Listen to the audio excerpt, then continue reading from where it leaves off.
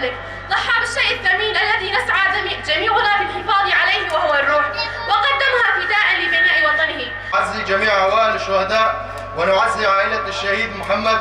الشهداء هم من ضحوا بأنفسهم وحياتهم دفاعا عن أرضهم وشعبهم، وهم من تخلوا عن متاع الدنيا وزينتها، وفي سبيل حياة حرة كريمة لجميع عوائلنا في شمال وشرق سوريا.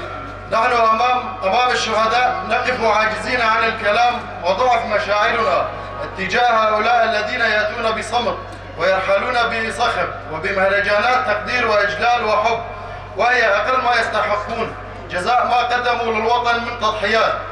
تقدر كل الأوطان شهداؤها، ونحن اليوم نقدر شهيدنا محمد الذي وهب روحه لتبقى راية الحرية عالية.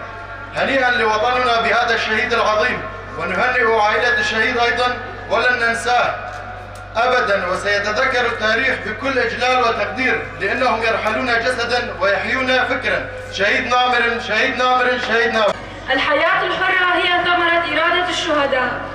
الاسم الحركي باسل البرك، الاسم والنسبة محمد الحسن، اسم الأم زهرة، اسم الأب أحمد، مكان وتاريخ الولادة البرك، مكان وتاريخ الانتساب البرك 1/4/2020، مكان وتاريخ الاستشهاد حسكة 20/9/2020. استدعي قاتلة وقولك لسردك وشاطئ وقولك ددستي حواليته